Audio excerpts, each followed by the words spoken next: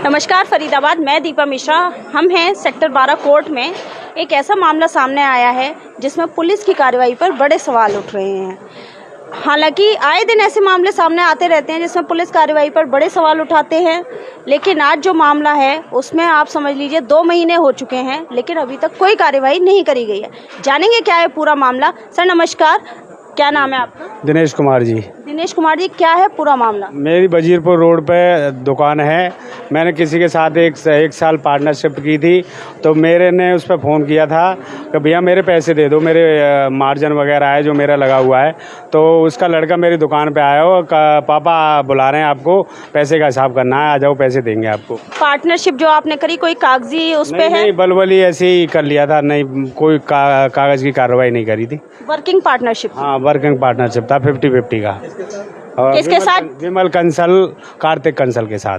उसका बेटा है कार्तिक कंसल, विमल कंसल और उसका बाप। कार्तिक ने आपको बुलाया कि पैसे का हिसाब कर लीजिए, फिर आप गए तो क्या हुआ? मैं गया हुआ था काफ़ी देर, तो ये अपनी गाड़ी लोड करा रहा था, खड़ा रहा आधा घंटा उसके पास में। वो नीचे बेसमेंट में ले जाके मेरे को मारने लगा। इतना मारा मेरे को, इतना मारा, कम से कम पौना घंटा मेरे को मारता रहा है। मैं बेहोश हो गया था। बेहोश होकर मेरे से गाड़ी की चाबी छीनी गई, बलेनो की गाड़ी छीनी गई और मेरी इको की गाड़ी छीनी गई, घर की चाबी छीनी गई, दुकान की चाबी छीनी गई। मेरे से कह रहा था तेरे को यहाँ से जान से ख़त्म कर देंगे, दुकान नहीं खोल सकता, दुकान हमारी है। अब मारने का कोई कारण या बिना कारण ही मारने लगा कि तेरे को अभी पैसा देता हूँ, कोई पैसे ऐसे नहीं है।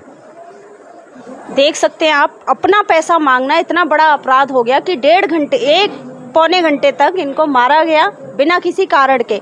फिर क्या हुआ? मैंने 112 पे कॉल किया, 112 की पुलिस आई नहीं। फिर मेरे पे कंट्रोल रूम से कॉल आया कि आप खिड़ीपुल थाने में आ जाओ। तो मेरा एक कजन था, उसको कॉल करा था। मैं घबराया हुआ था, चक्कर आ रहे थे मेरे को। वो मेरे को उठा के वहाँ से लेके गया, थाने लेके गया। थाने में एप्लीकेशन दी। एप्लीकेशन के बाद में मेरे को बीके हॉस्पिटल भर्ती करा और मेरे पे बीके हॉस्पिटल के कागज़ भी हैं। ये दिखा दीजिए जरा इन कागजात को।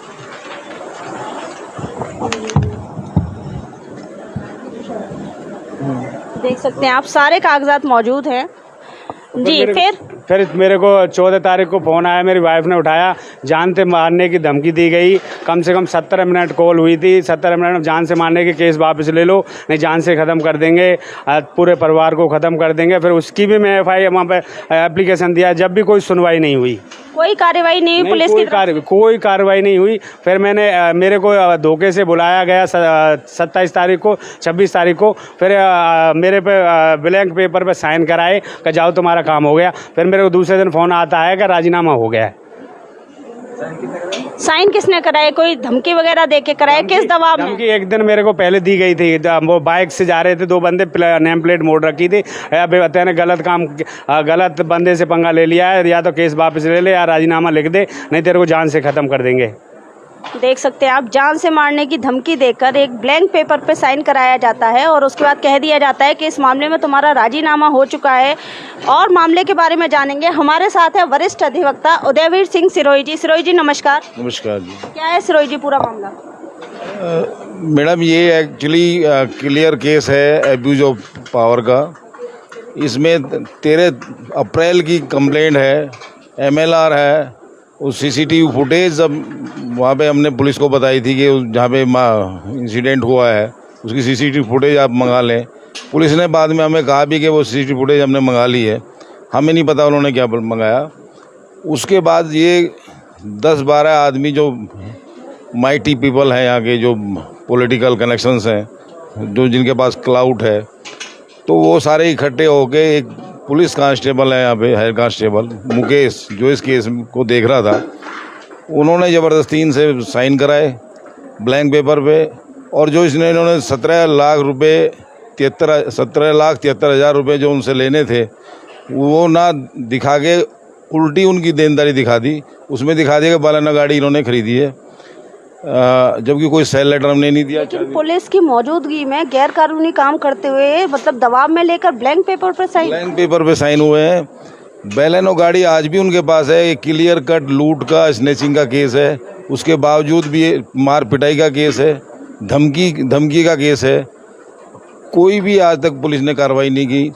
ये जब मेरे पास आए उसके बाद इन्होंने मेरे को जो मैटर बताया, हमने इनके साथ मिल के इनका सारा सुन के कंप्लेंट्स भेजी हैं, SHO को भेजी है, कंसर्न CP को भेजी है, इवन CM को भेजी है। वहाँ से कोई रिप्लाई वगैरह? रिप्लाई ये आया अभी कि पुलिस से हमारे पास कॉल आई कि जी इनको भेज दो, ये अपने बयान देने इन्होंने। मैंने पुलिस को कहा भाई जो कंप्लेंट हमने भेजी है वही हमारा स्टेटमेंट है, आप दर्ज कर लो। क्या जी इतना ही लिख दें, वो हमने उनको लिख के दे दिया। पुलिस ने गए वहाँ पुलिस थाने में लिख के दिया है कि जो मेरी कंप्लेंट में जो भी स्टेटमेंट दिया गया है वही मेरा बयान है। उसके बावजूद आज तक कुछ कहानी आगे नहीं बढ़ी है।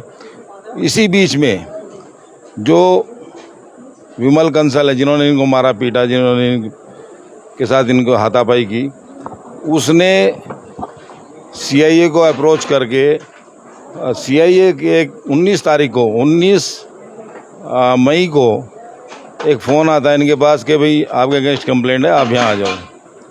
हमने उनको बताया कि भाई आज जो भी कंप्लेंट है आप अपना जो हमें नोटिस भेज दो, हम उसे देख लेंगे। उन्होंने PPR 25/1 के तहत एक नोटिस भेज दिया कि भाई आपकी कंप्लेंट है, आप यहाँ आके अपना बयान दर्ज कराएं। फिर हमने बिकॉज वी अप्रेंडेड के वो गिरफ्तार करेंगे इनको, वो हमने फिर वहाँ पे एंटिसिपेटरी बेल लगाई कोर्ट में। और उसी बीच में कई बार इन्होंने कोशिश की हमसे समझौता करने की, इनसे समझौता करने की। हमारे चैम्बर में भी आए और ये विमल कंसल ने कई लोगों के सामने एडमिट किया कि हाँ मैंने इसको मारा है।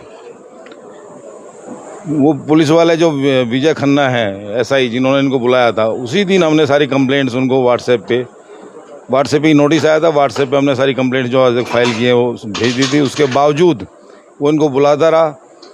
फिर उसने 30 तारीख को एक नोटिस भेजा कि भैया आप अपना बयान दर्ज कराइए। उसमें लिखा हुआ था कि 23 मई 2023 की एक कंप्लेंट है आपके अगेंस्ट, उसमें अपना बयान दर्ज कराइए। जबकि वो 19 मई से इनको फॉलो कर रहा था फ़ोन पे। इतनी व्हाट्सएप उसके सारे सबूत होंगे इनके पास? सारे सबूत हैं, हमने आज कोर्ट में भी दिखाए हैं, वो सारे सबूत हैं।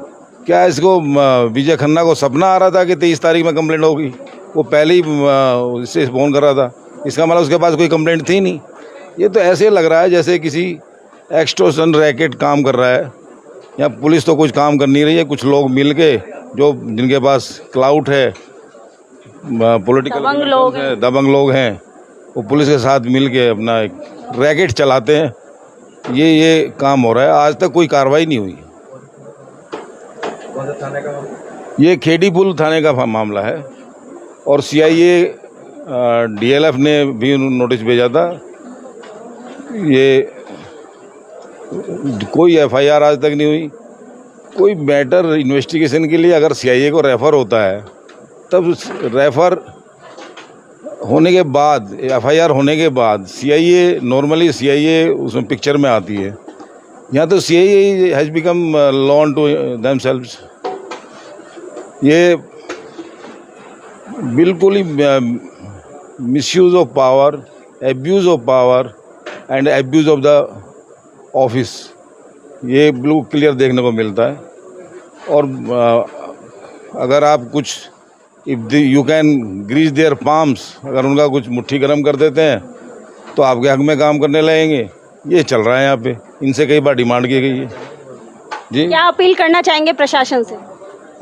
प्रशासन से यही अपील है कि हमने तो सब जगह ये कंप्लेंट भेजी है। कंप्लेंट भेजने के बावजूद भी आज तक कोई एक्शन नहीं हुआ। और यहाँ इस एरिया में तो ये आए दिन घटना हो रही हैं। आप जो जेन्युइन कंप्लेंट्स हैं वो कभी रजिस्टर नहीं होती। फ्राइवलेस कंप्लेंट्स जो हैं वो उनको टाइम भी नहीं लगता, एकदम दर्ज करा देते हैं घर जाके। खुद यहाँ पे ऐसे इंस्टेंसेस हैं कि खुद पुलिस वाला घर पे बैठ के उनके कंप्लेंट लिखता है, FIR लिखवाता है, कंप्लेंट लिखवाता है और उसके बाद FIR होती है। अगर आम आदमी कोई जेन्युइन कंप्लेंट भी लेके जाए, वो रजिस्टर ही नहीं होती। कहाँ जाए आम आदमी, किसकी जवाब देंगे? बड़ा सवाल है, आम आदमी कहाँ जाए? न्याय के लिए एक आम आदमी 2 महीने से दर दर भटक रहा है। पुलिस की कार्रवाई पर बड़े सवाल उठ रहे हैं।